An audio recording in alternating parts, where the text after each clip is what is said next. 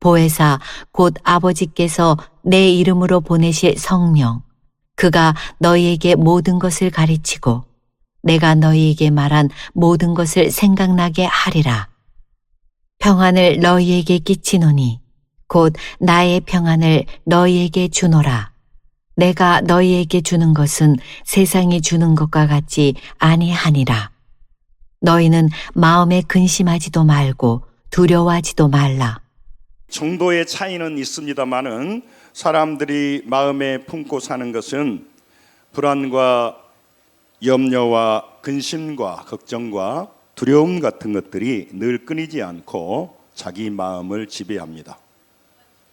우리는 좋은 일, 기쁘고 즐거운 일, 우리 인생이 잘 됐으면 좋겠고 늘 행복했으면 좋겠다라고 마음을 품고 살아갑니다. 그러나 실제로 자기 마음에 품고 늘 마음에 그것을 묵상하는 것은 근심과 염려와 두려움입니다. 참 이상하죠? 우리는 우리 마음에 즐겁고 소망이 있는 것들을 마음에 품고 그것들을 좋아할 것 같은데 참 우리는 이상하게 땅에 있는 두려움을 그렇게 좋아하고요, 염려를 마음에 품고 살아가기를 좋아한다는 거죠. 당면한 문제로도 근심하고 염려합니다. 그런데 지금 걱정거리가 없습니다. 그러나 앞으로 일어날 일에 대해서 그것 때문에 사람들은 불안해합니다. 그것 때문에 걱정을 한다는 것입니다. 더 나아가서 자기가 가진 것을 지키지 못할까 봐, 자기가 가지고 있는 것을 잃어버릴까 봐 더욱더 염려하는 것입니다. 행복하게 살려고 인생을 사는 건데 실제로는 염려하고 두려워하고 불안해한다는 것이에요. 그러니까 내가 원하는 것과 정반대의 삶을 살아가는 것이죠. 여러분, 우리는 참 그게 의문이 되지 않습니까? 왜 우리는 염려할까요? 아이고 목사님, 염려할 일이 있으니까 그렇죠. 천만의 말씀입니다. 우리 안에 아무리 많은 염려와 우리 주변에 염려와 두려움이 있어도 마음이 달라지면요 그렇게 되지를 않는 거예요. 제자들은 오늘 본문에 주변의 많은 상황이 어두워집니다. 주변의 상황이 근심으로 가득 찰 환경이었어요. 왜냐하면 예수님이 십자가에 못 박혀 돌아가시려고 하는 순간이 됐습니다. 예수님을 십자가에 못 박혀 죽이려고 하는 분위기가 쫙 돌고 있으니까 그들이 믿었던 하나님, 믿었던 예수님이 이제 돌아가시게 되니까 너무너무 근심하고 두려워하고 염려했던 것이에요. 그때 예수님께서는요 그들에게, 제자들에게 말씀하셨습니다. 그 말씀하신 내용이 오늘 본문이라는 거죠. 여러분, 이건 예수님이 제자들에게 한 얘기가 아니고 여러분과 제게 오늘 하시는 말씀이라는 거죠. 우리 27절을 우리 본문을 같이 한번 읽겠습니다. 큰 소리로 읽습니다. 시작. 평안을 너희에게 끼치노니 곧 나의 평안을 너희에게 주노라. 내가 너희에게 주는 것은 세상이 주는 것과 같이 아니하니라. 너희는 마음에 근심하지도 말고 두려워하지도 말라. 아멘. 여러분, 우리가 그냥 근심하는 게 아닙니다. 세상이 주는 것입니다. 세상이 주는 것은 우리 마음에 근심하고 두려워하게 합니다. 서로 비교하게 합니다. 그리고 앞으로 사고가 일어나고 나는 어떻게 죽을지 모르겠고 언제 죽을지 모르겠고 어떤 사건이 일어날지 모르겠다고 하는 압박감을 주는 거죠. 그래서 계속해서 세상은 우리에게 염려와 두려움과 우리 안에 불안과 많은 근심과 걱정거리를 준다는 것이죠. 그게 하나님이 주는 것이 아니라고 하는 것입니다.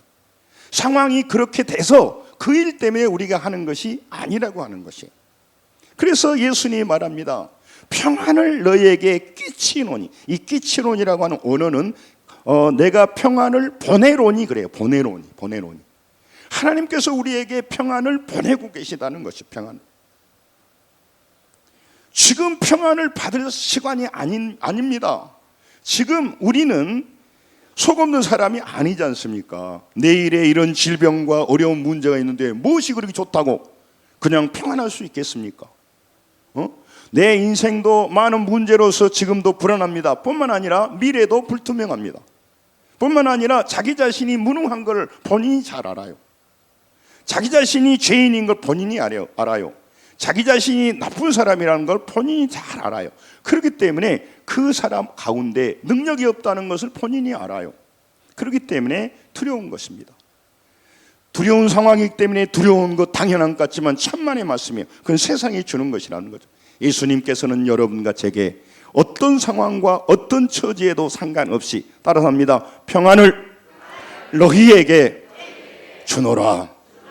그러니까 평안은 세상에 얻을 수 없는 것이라는 거죠. 평안은 우리가 노력해서 만들어낼 수가 없다는 것이죠.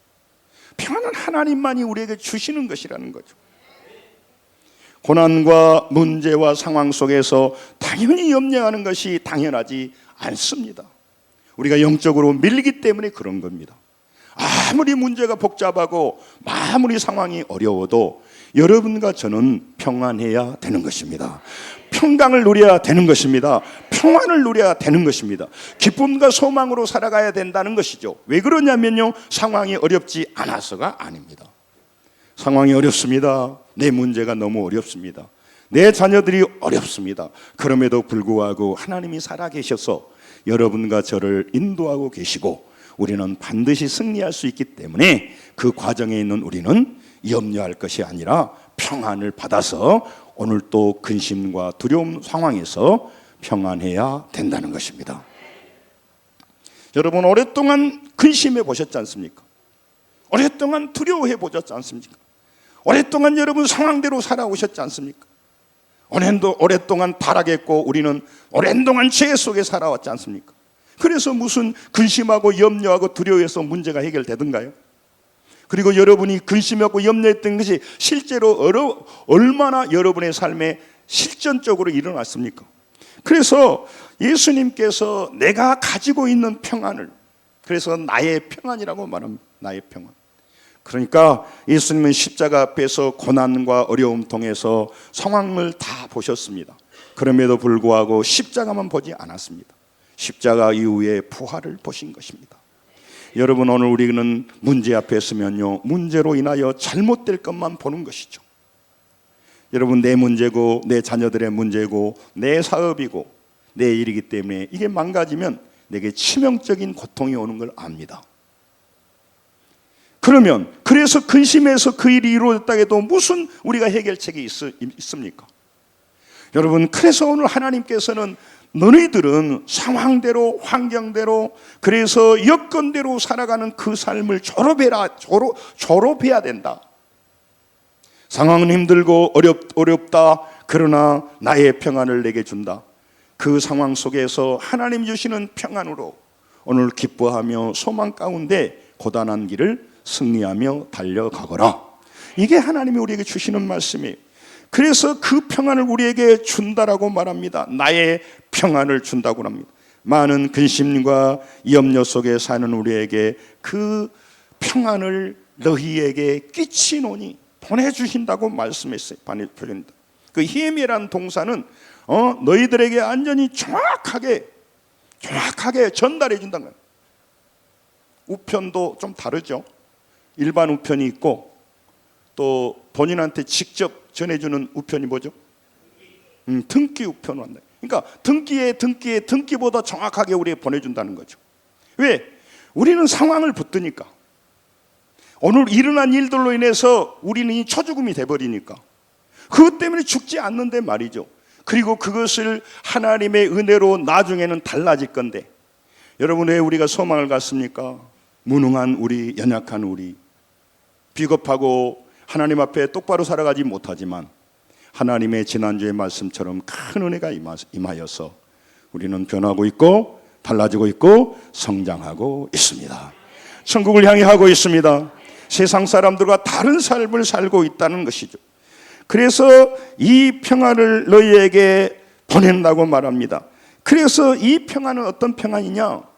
상황을 뛰어넘는, 문제를 뛰어넘는, 문제에 따라서 온도계와 같이 내려갔다 올라갔다 하는 삶이 아니라는 거죠. 상황에서 절망에서도 소망을 붙들 수 있는 그 힘, 그 능력, 그 평안을 너희들이 만나야 되는데, 사랑하는 자녀들아, 너희들은 왜 근심만 만나고 사느냐? 두려움만 만나느냐? 좌절만 만나느냐? 염려만 날고 죄악의 욕망만 그렇게 만나서 이끌려가면서 부끄러운 줄도 모르고 그렇게 살아가느냐? 내 사랑하는 자녀는 빛나는 인생이 되기를 원하고 내 사랑하는 자녀들은 문제 속에 승리하는 멋진 인생으로 살기를 원한다. 이게 하나님이 바라시는 거예요. 우리 자녀들이 우리의 인생이 그런 환경과 여건 가운데 늘 쓰러지고 이 아름다운 인생을 헛되이 살아가게 될 때 부모는 분통이 터집니다. 사랑하는 자녀들을 시집 보냈습니다. 근데 좀 표현을 그렇게 할게요. 그놈 새끼가 맨날 내 사랑하는 딸을 어렵게 해가지고 파트라시 만들고 그러면 속에서 분노가 치밀죠. 내가 그러려고 너를 그렇게 공부시키고 그렇게 시집 보냈느냐 이 말이에요. 하나님이 우리에게 원하는 거예요.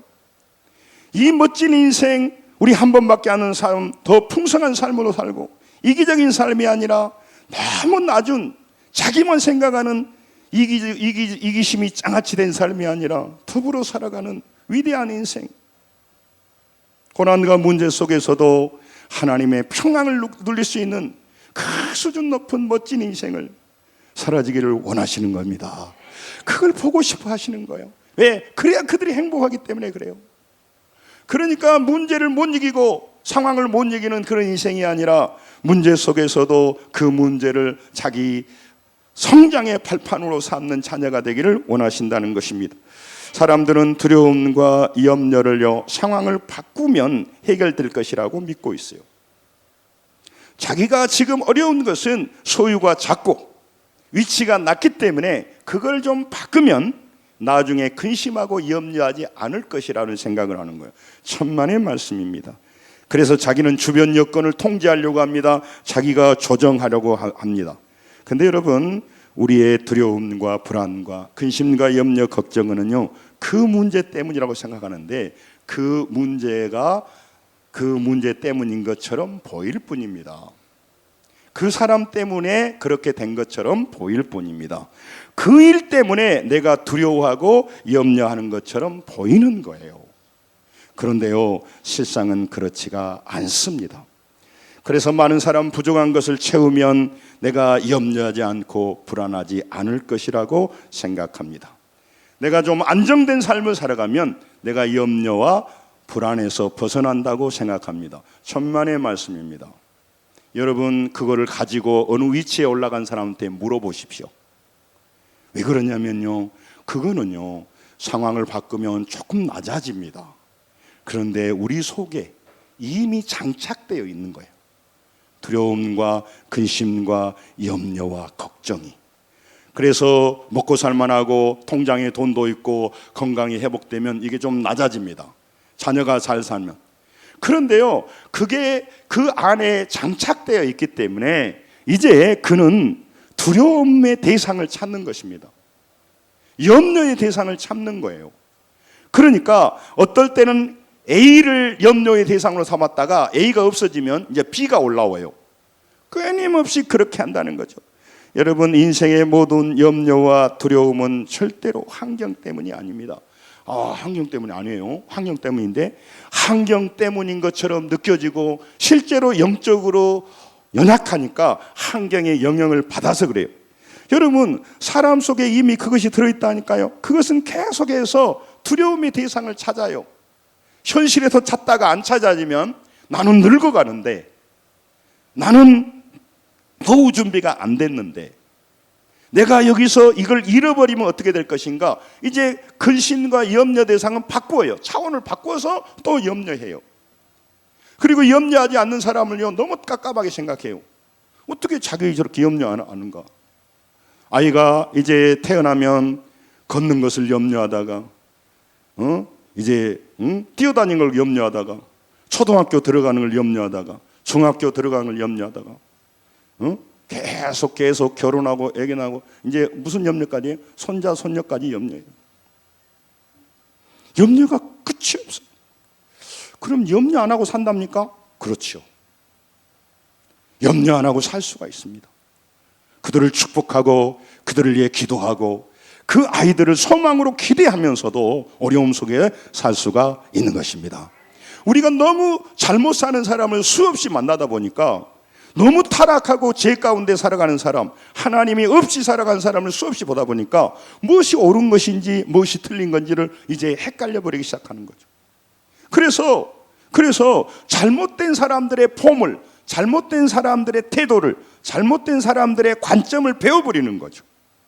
그래서 여러분과 제가 그 두려움과 어려운 광야에서도 내가 주는 평안, 예수님이 주는 평안, 그 평안을 가지고 두려움 속에서도 참된 기쁨을 누리고 반드시 이 문제가 해결될 것이고 이 과정을 통하여 나는 성장하리라, 나는 변화되리라, 이곳에서 하나님을 다시 만나리라, 그런 삶으로 살기를 원하신다는 것입니다. 여러분, 사람들이요 왜 이렇게 불안하고 두려워하고 염려하냐는 것은요 상황 때문이 아닙니다. 상황처럼 느껴지고 그 속에 있으니까 들어있는 그 속에 있는 그 마음이 두려움을 붙드는 거예요. 그래서 그런 게 아닙니다. 사람은요 하나님을 떠났습니다. 하나님을 떠난 사람들에게 생기는 그 현상이 뭐냐면요 두려움과 염려와 불편함과 좌절과 절망이라고 하는 것입니다. 그래서 하나님은 우리에게 말합니다. 두려움을 해결해, 두려움의 대상, 두려운 환경을 먼저 해결하지 않고요, 여호수아 1장 9절에 앞으로 그들이 가나안 땅에 들어가서 하나님의 백성들이 들어갈 때 말하는 것입니다. 따라서 합니다. 강하고 담대하라.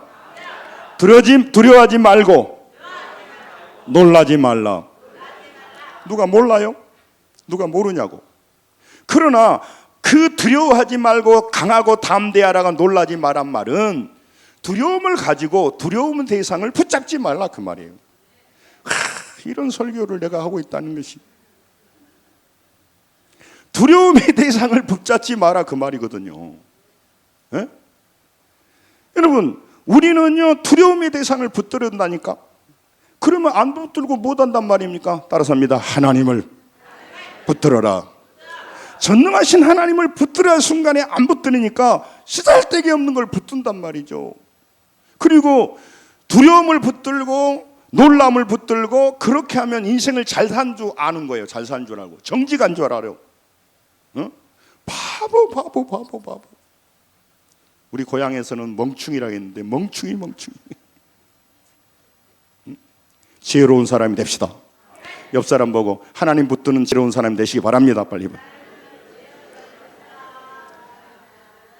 똑같은 어려움에서도 아니 두려움을 붙들 수 있지만 똑같은 상황에서 전능자 하나님을 붙듦으로 그렇게 되면 달라집니다. 생각이 달라지고요, 하나님의 임마누엘 하신 하나님, 나와 동행하신 하나님을 알기 때문에 내가 달라지는 거죠.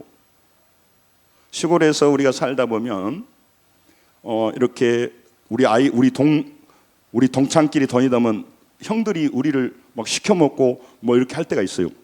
그러다가 딱 뒤에 보니까 뭐 우리 사촌 형님이나 이런 사람 딱 오잖아요. 그러면 세게 나가는 거예요. 왜요? 그 뒤에 사촌 형님 오고 있거든, 저기.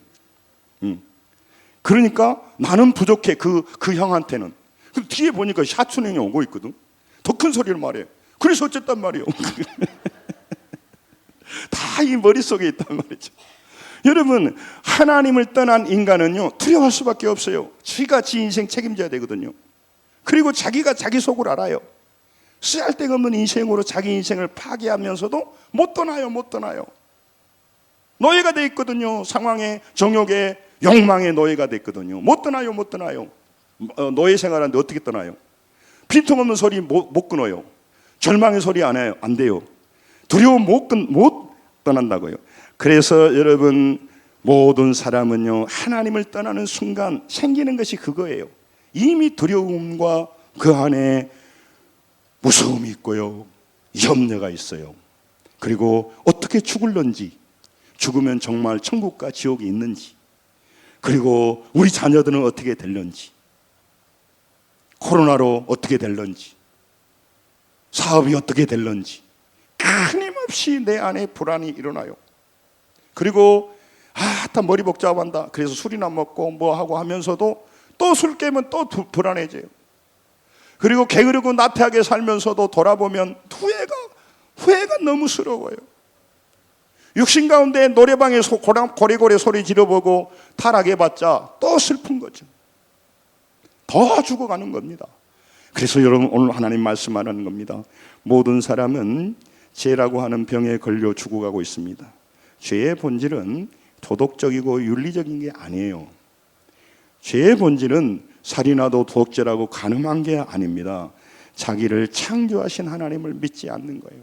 왜냐하면 우리는 창조주 하나님 앞에 어린 양이거든요. 양은 목자가 필요합니다. 이게 만든 하나님의 법칙이기 때문에 그래요. 이런 시스템으로, 구조로 하나님 만들지 않았다면 우리는 교회는 취미생활로 하면 돼요. 동호회죠. 애써서 모일 것이 없어. 애써서 부모님들 교회로 초청하고 가족들 전도할 필요가 없어. 모두로 그렇게 중요하지 않는 문제를 애써서 우리가 초청하고 강력하게 말합니까? 생명이 걸린 문제이기 때문에 그렇다는 거죠.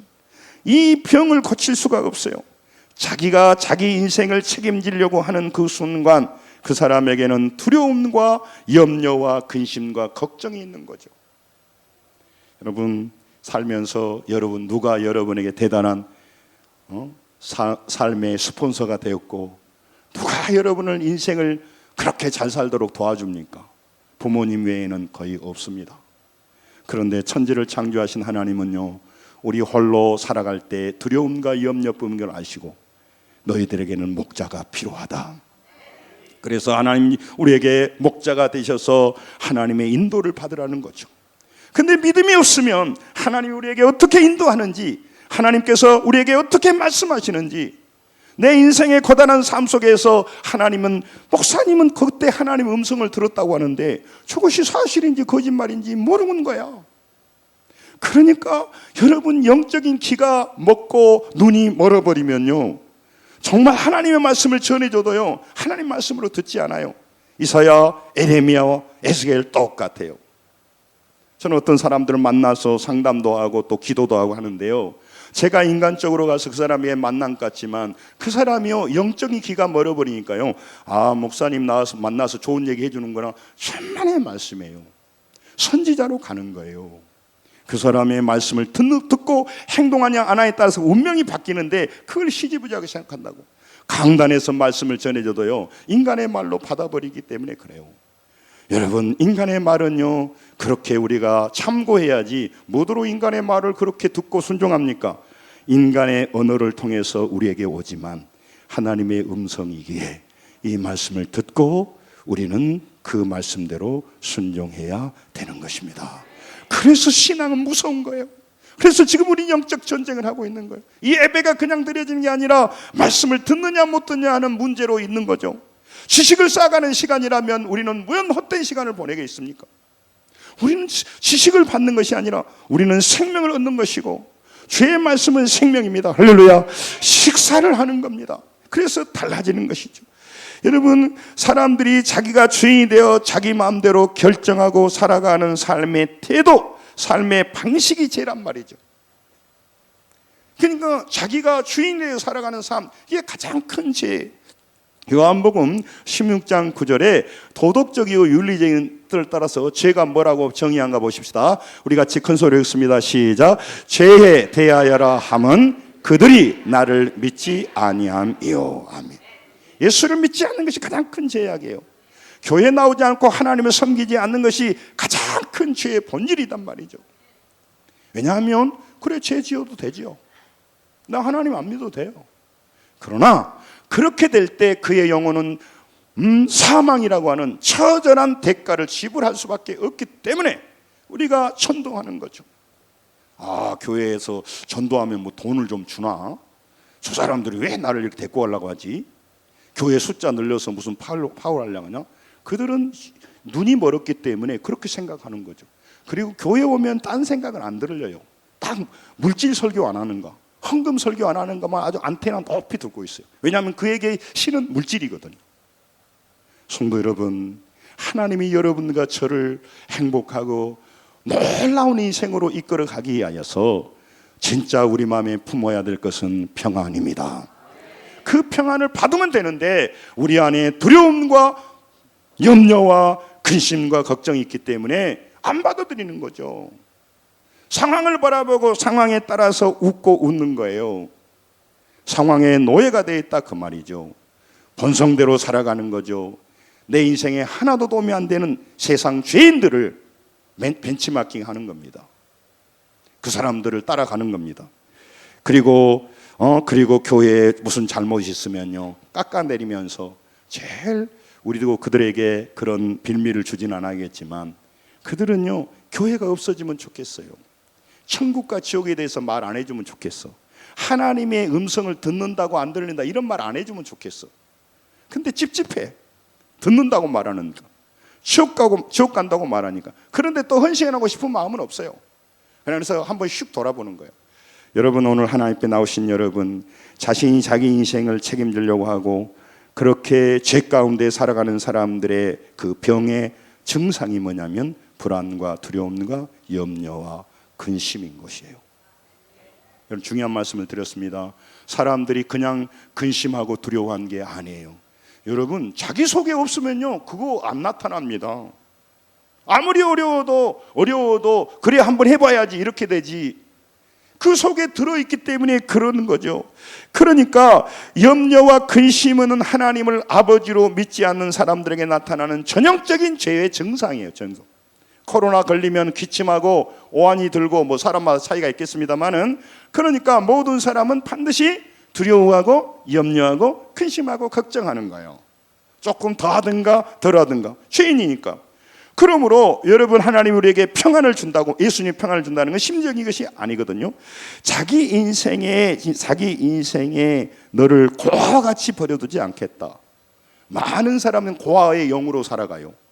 육신적인 아버지는 있죠, 어머니는 있죠. 그러나 자기 인생의 끝자락에 섰을 때, 또 지금 인생이 애롭고 힘들고 무력할 때, 근심과 좌절과 두려움과 염려와 유혹으로 흔들릴 때 잡아줄 아버지가 없어요. 고아의 영으로 살아가는 거예요. 지가 주인이 됐는데 무슨 그렇게 되겠냐 그 말이죠. 시편 65편 한번 읽죠. 시작. 그의 거룩한 처소에 계신 하나님은 고아의 아버지시며 과부의 재판장이시라. 아멘. 고아의 아버지라는 거죠. 영적으로 말을 하는 겁니다. 그러니까 세상 살다 보면 어려운 일이 너무 많거든요. 그런데 자기는 무능력하거든요. 앞날을 알 수 없단 말이죠. 그래서 애로운 거예요. 그래서 두려움이 있는 거죠. 그래서 지금 두려워하는 거예요. 하나님이 그 안에 계시면요, 지금 두려운 상황이죠. 그러나 하나님이 이 두려운 상황을 통하여 나를 변화시킬 거야. 이 두려운 문제를, 불안한 문제를, 이 염려의 상황을 반드시 하나님은 합력하여 선을 이루십니다. 그런 믿음이 있단 말이죠. 고난이 내게 유익이라는 믿음이 있는 거예요. 그러니까 벌써 고난에 대한 자세가 달라지는 거죠. 문제 앞에 사람 원망하는데 시간 보내지 않게 되는 거죠. 다른 삶을 살아가는 거예요. 그래서 신앙이 위대한 겁니다. 여러분, 평안은요, 누가 노력해서 만들 수 있는 게 아니에요. 누가 가지고 싶다고 가질 수 있는 건 아닙니다. 이 평안은 내 인생의 보호자 되시는 하나님이 나와 함께 한다는 임마누엘의 확신이 있을 때 우리에게 주어지는 거예요. 아버지가 있는 자에게 오는 배부름이란 말이죠. 천지를 창조하는 전능자가 나의 아버지가 되셔서 내 질병과 인생의 끝자락에 가도 하나님은 나를 버리지 않는다는 이 믿음이 있을 때 우리는 두려움 속에서도 평안을 누리게 되고 그 평안을 만나게 되고 평안과 손잡고 놀러 다니게 된다 그 말이에요. 맨날 두려움하고 짝짝꿍, 염려하고 짝짝꿍. 왜 너희들은 염려하고만 만나고 좌절하고 만나고 원망하고만 만나서 노느냐.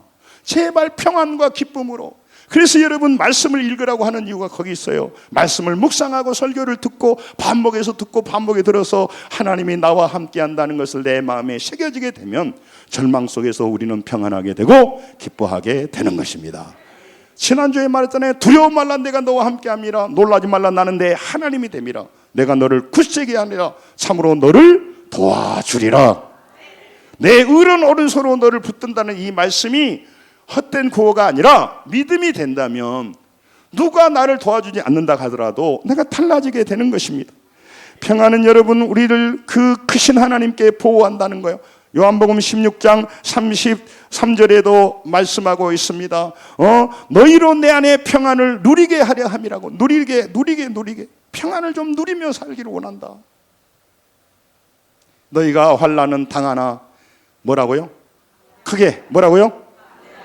내가 세상을 이겼다. 하나님이 예수님이 이겼다. 그러니까 너희도 이긴다는 거예요. 왜 이 말씀을 믿음으로 안 받아들이고 오메 큰일 났어. 이것 때문에 우리 사업이 망하고 있고 저 인간 때문에 어렵게 있고 내가 아무 소망이 없네. 아침에도 소망이 없고 저녁에도 소망이 없고 이렇게 살아야 되냐 이 말이죠. 환난을 없을 때 기뻐하는 게 평안이 아니고요, 환난과 문제와 그 고난의 그 구덩이에 있을 때 내가 너에게 평안을 누리게 하려 함이니라. 할렐루야. 하나님은요 우리 각자에 대한 계획이 있습니다. 아따 뭘 그럴랍디요. 내가 늘 말하죠. 우리 고향 말인데 뭘 하나님 나한테 큰 계획이 있을랍디요.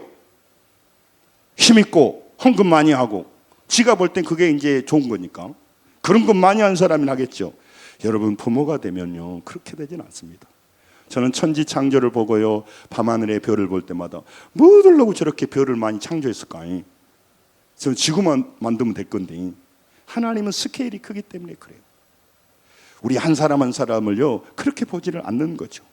그러니까 내가 볼 때 나는 무능하고 내가 볼 때 하나님의, 그래서 지난주에 은혜의 말씀드렸지 않습니까? 그래서 우리 각자 계획을 가지고 계신단 말이에요. 근데 계획을 가지시면 막 뭘 주셔야지 우리를 황량한 광야로 몰아서 연단한단 말이죠.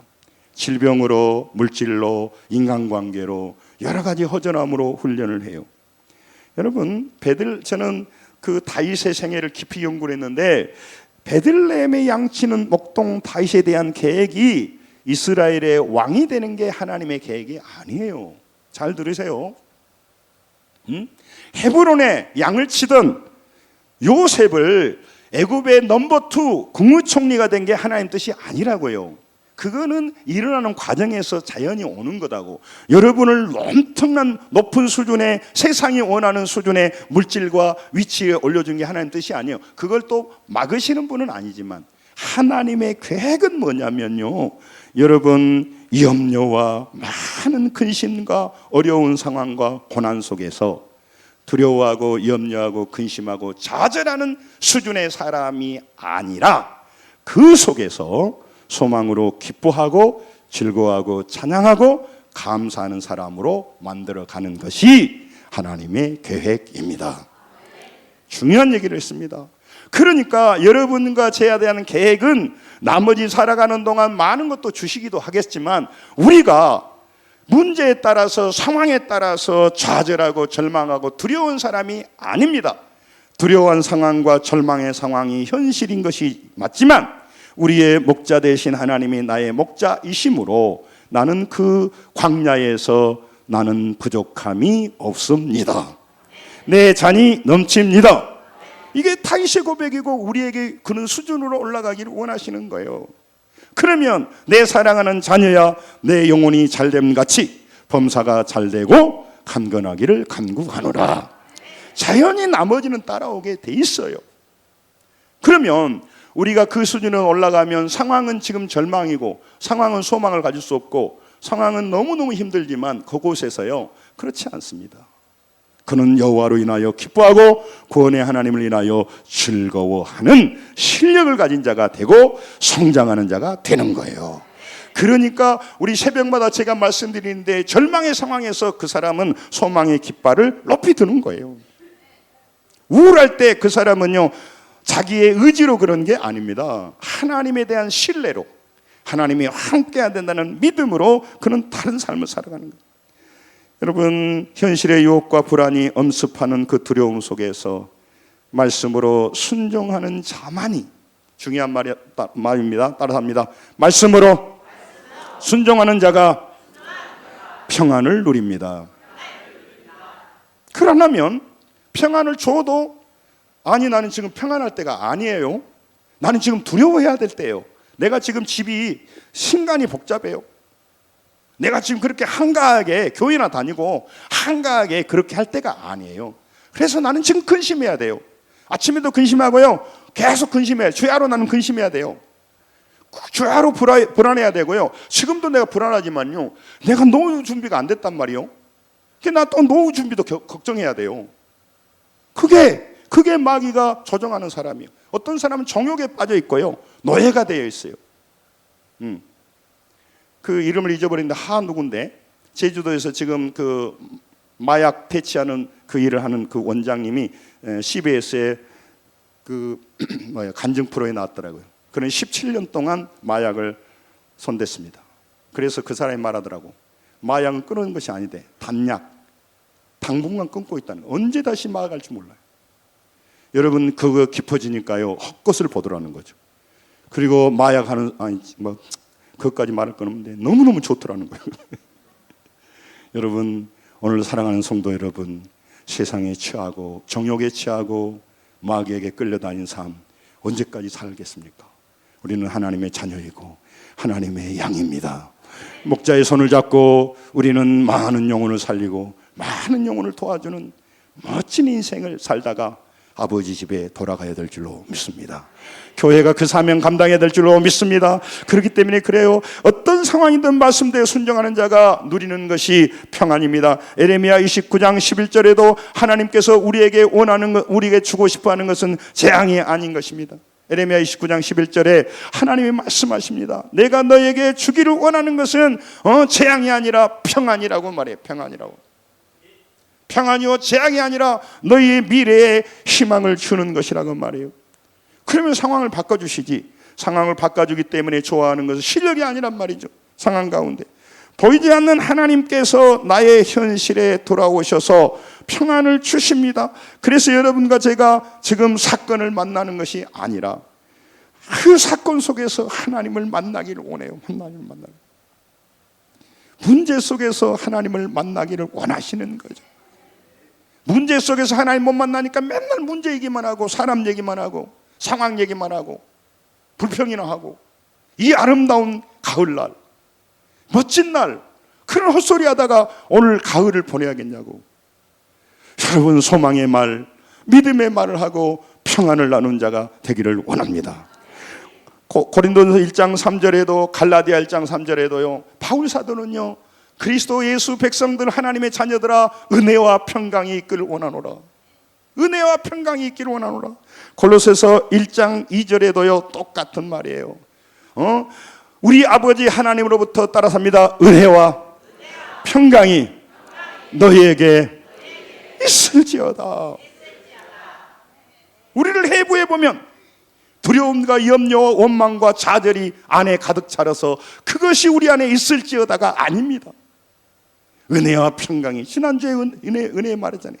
평안이 너희에게 유지하고 그 평안을 누리기 원합니다. 여러분, 콜로새 교회나 모든 교회는요 너무너무 핍박과 좌절 가운데 살았어요. 예수 믿는다는 게 엄청난 희생을 요구할 때 그들은요 그 속에 살 때 평안인 상황이 되고 염려하지 않을 상황이 되면 누가 염려 안 한다니까요. 지금 상황이 어려우니까 염려하죠. 이런 소리는 하고 있는 거예요. 바울사가 말합니다. 사랑하는 성도들아, 아무리 어려워도 그건 불안과 염려와 두려움은 마귀가 주는 것이지 하나님이 준 게 아니야. 너희들은 나의 백성이고 내가 너희를 책임져. 할렐루야. 내가 너희 아버지야. 할렐루야. 내가 너희들을 놀랍게 인도하고 지금 고난의 과정을 지나지만 고난의 과정이 너희를 해하지 않아. 물 가운데를 지나더라도 물이 너를 침몰치 못할 것이며 불 가운데 지나더라도 너희는 타지 아니할 것이라. 이게 은혜와 평강을 가지고 있는 자들이 하는 겁니다. 보이지 않는 하나님이 나의 현실로 받아들일 때 우리는 평안이 옵니다. 그러나 악인은 평강이 없다고 말합니다. 이사야 57장 2절에도 악인은 평강이 없다. 악인은 뭐냐면 하나님 없이 자기가 주인이 되어 있는 사람을 말합니다. 그렇기 때문에 악인에게는 뭐가 있습니까? 질문입니다. 이제 끝나러 가는데 악인에게는 뭐가 있어요? 예? 심판도 있는데 오늘 설교에 맡으면 그렇죠. 불안이 있는 거죠. 두려움이 있는 거죠. 염려가 있는 거죠. 근심과 걱정이 가득 차 있는 거예요. 그래서 그것이 수면에 앉아 있다가 이제 불안한 일이면 그걸 딱 잡는 거예요. 그러니까 내가 불안이 당연하다고 생각하는 거예요. 그렇지가 않습니다. 우리 안에 평강이 있으면 두려운 일이 일어나면요, 그때 이제 기도하게 돼 있어요. 하나님께 가게 되어 있어요. 그리고 하나님의 손을 하나님 앞에 도움을 구하게 돼 있어요. 그 옛날에 만화 영화 그 뽀빠이 보면요, 그 여자의 이름도 잊어버렸네.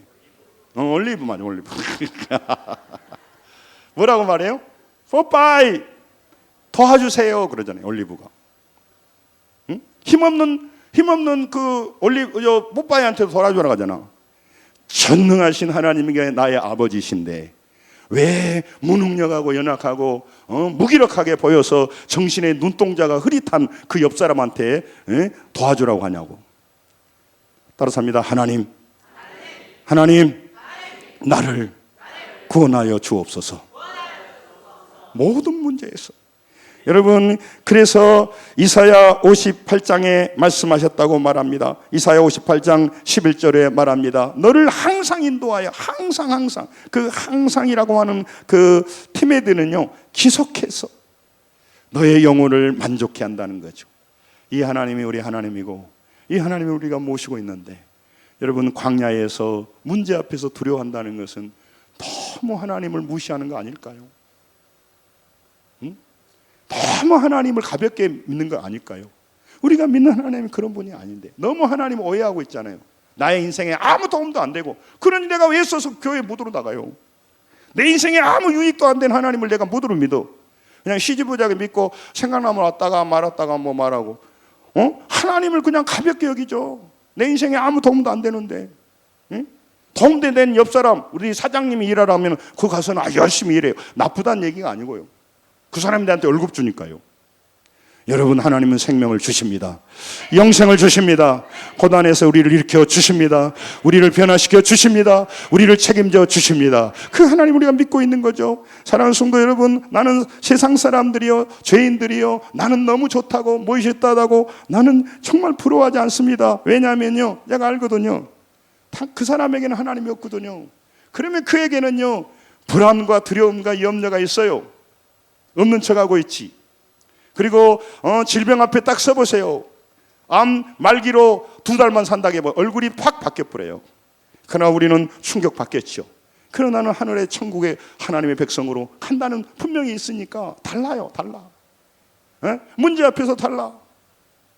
우리 고향에서 문제가 일어나면 꼭 그래요. 어른들이 오메 큰일 났다, 오메 큰일 났다, 오메 큰일 날까 할 거 없어요. 하나님은 살아 계십니다. 그분이 나의 아버지십니다. 그분이 우리를 인도하시는 거죠. 여러분, 하나님 예수님을 붙잡을 때 예수님은 우리의 현실이 되시는 겁니다. 중요한 말이에요. 여러분, 현실, 사건만 현실이 아니라 예수님을 붙들 때 예수님은 나의 현실이 되신단 말이죠. 그러니까 달라지는 것입니다. 아무리 힘들고 답답한 소망이 없는 골짜기를 지날지라도 하나님에 대한 신뢰가 평안을 줍니다. 요한복음 14장 18절 한번 같이 보겠습니다. 나를 거와 같이 버려두지 않는다고 말하잖아요. 바울도 평생 두려움과 불안 속에 살았습니다. 하루도 마음 놓고 쉴 수가 없었어요. 그래서 고린도후서 7장 5절에 보면요, 그가요 사방으로 환난을 당하여 밖으로 다툼이요 안으로 두려움이었다고 말해요.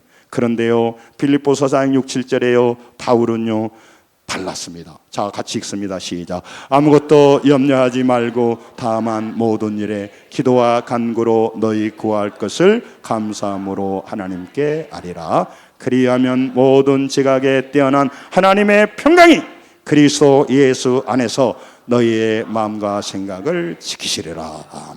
우리 마음과 생각을 뭐가 지킨다고요? 하나님의 평강이. 그 평강은 뭐로 온다고요? 기도로 오는 겁니다. 그래서 두렵고 우리가 힘들 때 그래 기도하자는 것이죠. 기도하지 않으면 여러분, 자기 이기심의 중력이요, 자기로 끌어내려요. 자기를 보게 해요. 1분만 할게요. 끝낼 거예요. 잘 들으세요. 그리고 자기 자아중심이요, 자기를 끌어들이고 상황만 보게 해요. 기도는 뭐냐면 눈을 바꾸는 거예요. 자기 중심에서 상황 중심에서 하나님을 바라보게 하는 겁니다. 그래서 시편 21편 1, 2절에 내가 산을 향하여 눈을 들리라. 나의 도움이 어디서 올꼬? 나의 도움이 천지를 지으신, 크게 천지를 지으신 여러분, 도움을 하나님께 온다고 하지 않습니까? 그래서 우리가 하나님을 제대로 믿는 거죠. 왜 사람들한테 도움 받으려고 하세요? 왜 사람들한테 비굴하게 생각하냐고. 하나님한테 내 사업을 맡기고 하나님한테 내 자녀를 맡기고, 그래서 부지런히 기도하는 일에 힘쓰지 않으면 안 돼요. 기도가 약해지고 기도가 부족할수록 나타나는 현상이 불안이에요. 현실에 대한 두려움이라고. 하나님을 믿지 못할 때 나타나는 것이 염려와 근심이에요. 문제 때문에 그런 게 아니에요.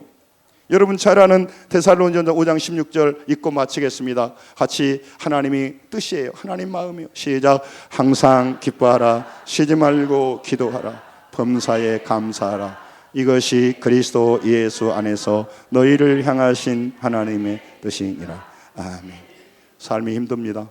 그런데 그 속에서 하나님은 우리의 목자가 되셔서 인도하시니까 여러분 정말로 신앙생활 부지런히 하고 하나님을 하나님이 내 삶에 함께한다는 그 믿음으로 모든 문제를 이기고 승리하면서 여러분의 저의 생애에 놀라운 변화가 있으시기를 주님의 이름으로 축원합니다. 기도하겠습니다.